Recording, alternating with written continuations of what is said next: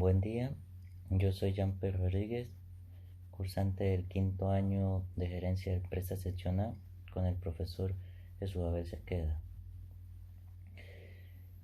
Hoy les voy a hablar un poco sobre el IEPC o Índice de Precio al Consumidor. Primero, debemos saber qué es el IEPC. Es un indicador que permite medir la variación porcentual promedio de los precios al por menor entre dos o más periodos de tiempo de un conjunto de bienes y servicios que los hogares adquieren para su consumo. Es decir, su objetivo es calcular la evolución de la inflación tomando en cuenta los precios de los productos de la canasta básica, vivienda, vestuario, educación, salud y transporte. Ya teniendo en cuenta el conocimiento del concepto que abarca el IEPC, voy a hablarles un poco sobre el IEPC en países como Colombia. El índice de precios al consumidor en Colombia lo calcula mensualmente el Departamento Administrativo Nacional de Estadística, DANE. La inflación se define como la variación porcentual del IEPC.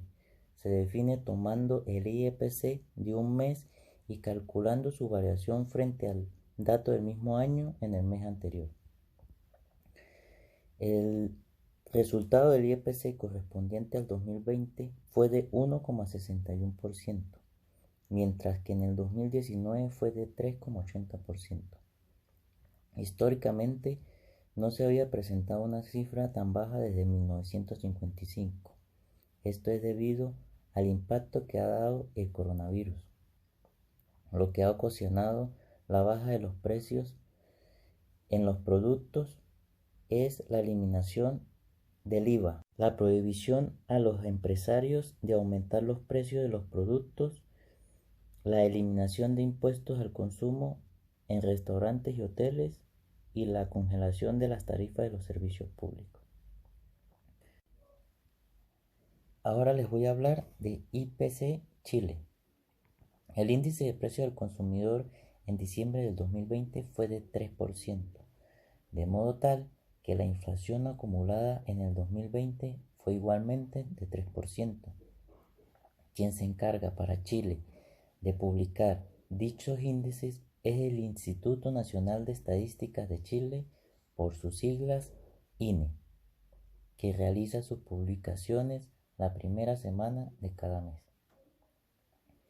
Diciembre sorprendió con la elevación del IPC para Chile. Los analistas consideran que esto se debe al primero y segundo retiro del 10% de la AFP. Además, en el año se registró un aumento de los alimentos del 8,1% y en artículos para el hogar del 5,9%. Hay elementos que influyen en el alza de los alimentos tales como la sequía, el mayor costo de producción y igualmente por el COVID, así como la disminución de que el personal que realiza los trabajos de siembra. El efecto 10% y el dólar. Este hace que los precios suban en torno a la meta del Banco Central en plena concentración mundial, y esto se debe principalmente a dos factores: al primero y segundo retiro del 10% de la AFP, el cual inyectó liquidez a los hogares, por lo que aumentó la demanda y esto hace que se presionen los precios, y al alza del dólar, esto hace que se eleven los precios de los productos importados. Ahora les voy a hablar del IPC España. La tasa de variación anual del IPC en diciembre del 2020 ha sido del menos 0,5%. La variación mensual del IPC ha sido del 0,2%. De modo tal, la inflación acumulada en el 2020 fue de menos 0,5%. Se destaca la subida del menos 0,4% de los precios de los alimentos y bebidas no alcohólicas, hasta situarse en la tasa interanual del 1,1%. Dicha alza es producto del coronavirus, influyendo el repunte de los precios en los servicios básicos, tales como el agua, la luz, el internet, pues las personas pasaron más tiempo en sus hogares y aumentó este consumo. Ahora les voy a hablar un poco del IPC China. La tasa de variación anual del IPC para China disminuyó en diciembre del 2020, situándose en un -0,5%. La variación mensual del IPC ha sido del -0,6%. La inflación acumulada en 2020 para China fue de 2,7%. Los factores resaltantes e influyentes en su economía en el 2020 fueron la subida del 0,3% en los precios de las bebidas alcohólicas, tabacos, y situándose en su tasa interanual en el 0,3%, además del descenso de los precios de alimentos y bebidas no alcohólicas, que tuvo como resultado el -1,6% y una variación interanual del -0,7%. El precio de la carne de cerdo, que es el mayor componente del IPC para China, cayó un 12,5% anual. Para continuar, sigo con el IPC para México.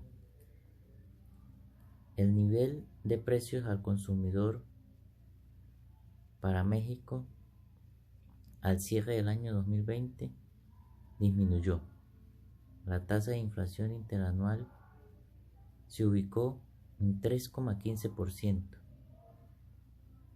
El nivel inflacionario se mantuvo estable durante todo el año, aunque en ciertos momentos hubo variaciones debidas a las alzas en el rubro agropecuario.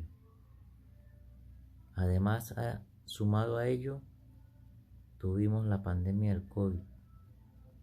Los servicios de preparación y ventas de alimentos registraron alzas significativas, pero contrarrestando esto, hubo bajas en las frutas y verduras. Para finalizar, tengo IPC Venezuela, que nos habla de que hubo una variación en la tasa del 1813,1%, según el Banco Central de Venezuela. La variación mensual del IPC ha sido del 27,9% mensual, de modo tal que la inflación acumulada en 2020 es del 844,1%, destacando la subida del 57,5% en materia de comunicaciones, situándose en la tasa interanual en 2.489,5%.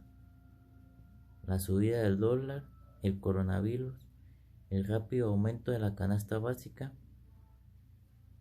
hace que Venezuela tenga una hiperinflación. En conclusión, tenemos que para algunos países fue favorable la pandemia porque mantuvo de cierta forma la inflación, pero para algunos otros no fue tan favorable. La información la tomé principalmente de los bancos centrales de cada país que mencioné. Espero que les haya agradado mi presentación y muchas gracias a las personas que puedan ver el video.